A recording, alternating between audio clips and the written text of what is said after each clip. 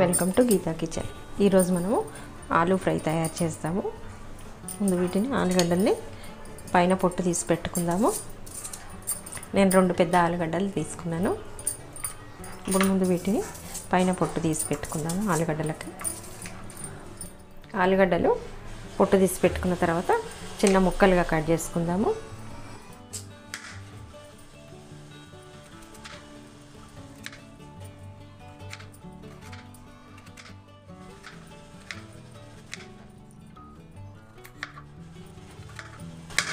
ఈ విధంగా చిన్న ముక్కలుగా అన్ని ఆలుగడ్డలు మొత్తం చిన్న పీసెస్లా కట్ చేసుకొని నల్లబడకుండా ఉండడానికి ఆలుగడ్డల్ని నీళ్ళల్లో వేసి పెట్టుకుంటుందాము. కట్ చేసినట్టుగా వేసుకుంటూ నీళ్ళల్లో వేసుకుంటూ పెట్టుకోవాలి. ఆలుగడ్డలు నల్లబడకుండా ఉంటాయి. ఈ విధంగా అన్ని చిన్న ముక్కలుగా కట్ చేసుకొని నీళ్ళల్లో వేసి పెట్టుకుందాము.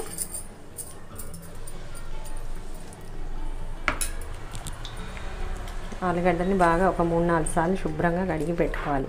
నీళ్ళు క్లియర్గా వచ్చే విధంగా కడిగి పెట్టుకోవాలి. ఒక 3-4 సార్లు ఆలుగడ్డల్ని నీళ్ళు వంపేద్దాము. ఈ విధంగా నీళ్ళు క్లియర్గా వచ్చే వరకు ఒక 4-5 సార్లు గట్టిగా పిసుకుతూ కడిగి పెట్టుకోవాలి. ఆలుగడ్డల్ని ఇట్లా నీళ్ళల్లో వేసి పెట్టుకుందాం. మనము పోపు పెట్టుకునే వరకు. ఇప్పుడు ఫ్రై తయారు చేస్తాము. ఆలుగడ్డ ఫ్రై. ఇప్పుడు స్టవ్ ఆన్ చేసుకొని ఒక ప్యాన్ పెట్టుకుందాము. ఆలూ ఫ్రై తయారు చేయడానికి ఆయిల్ వేసుకుందాము. 2 స్పూన్స్ ఆయిల్ వేసుకుందాము. ఆయిల్ వేడైంది. ఇప్పుడు కొద్దిగా మినపప్పు, కొద్దిగా శనగపప్పు, ఆవాలు, హాఫ్ స్పూన్ జీలకర్ర, తర్వాత ఒక ఎండుమిర్చి తుంచి వేసుకుందాము. వేసుకొని కలుపుకోవాలి. ఇప్పుడు దీంట్లో ఒక మీడియం సైజు ఉల్లిపాయ చిన్న ముక్కలుగా కట్ చేసుకొని ఆయిల్లో వేసుకోవాలి. 3 పచ్చిమిర్చిని ఆయిల్లో వేసుకొని కలుపుకోవాలి.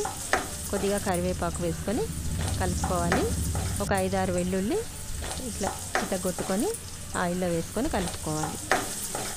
హాఫ్ స్పూన్ పసుపు వేసుకోవాలి.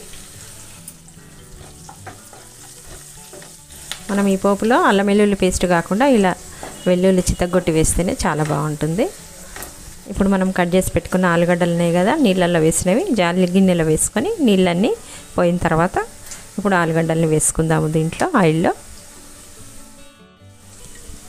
జాలి గిన్నెలో వేసుకొని ఆలుగడ్డల్ని దీంట్లో ఆయిల్లో వేసుకుందాము. ఆలుగడ్డల్ని ఈ విధంగా ఆయిల్లో వేసుకొని కలుపుకోవాలి.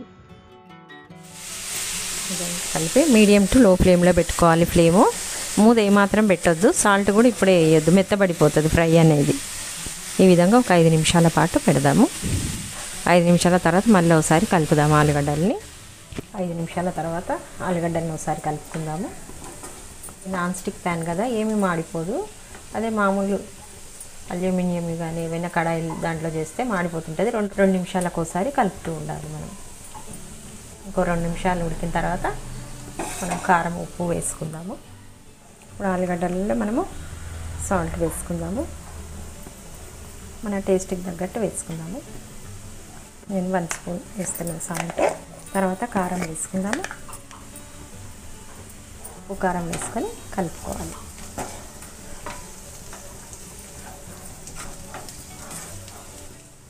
మనం ఆలుగడ్డలలో ఉప్పు కారము 90% ఉడికిన తర్వాత మాత్రమే వేసుకోవాలి. ఉప్పు కారం ముందే వేసుకుంటే ముద్దలాగా అయిపోతుంది ఆలుగడ్డ. ఇప్పుడు ఒక ప్యాన్ తీసుకొని దీంట్లో 2 స్పూన్స్ శనగపిండి వేసుకుందాము.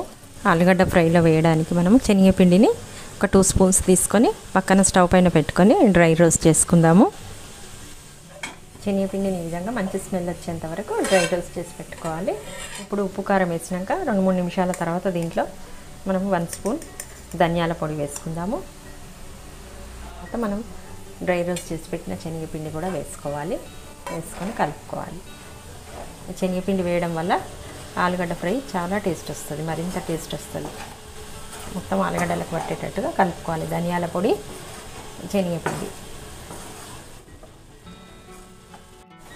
శనగపిండి, ధనియాల పొడి వేసుకున్న తర్వాత ఇప్పుడు చివరిగా కొత్తిమీర వేసుకుందాము. కొత్తిమీర వేసుకొని కలుపుకోవాలి. స్టవ్ ఆఫ్ చేసేద్దాము.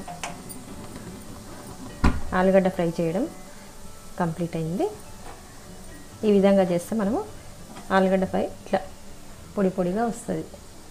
ఈ ఫ్రై మనకు సాంబార్ అన్నంలోకి పప్పులోకి చాలా బాగుంటుంది. సైడ్ డిష్గా ఆలుగడ్డ ఫ్రై చేయడం కంప్లీట్ అయింది. ఆలూ ఫ్రైని ఒక సర్వింగ్ బౌల్లోకి తీసుకుందాము.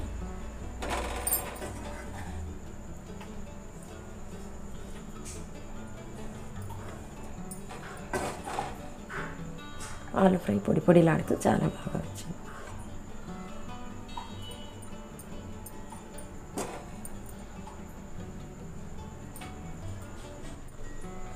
ఆలుగడ్డ ఫ్రై మీకు నచ్చినట్టయితే లైక్ చేయండి, షేర్ చేయండి, కామెంట్ చేయండి. సబ్స్క్రైబ్ చేయని వాళ్ళు ఉంటే తప్పకుండా సబ్స్క్రైబ్ చేసుకోండి. మరిన్ని మంచి వీడియోల కోసమై గీతా కిచెన్ని చూడండి.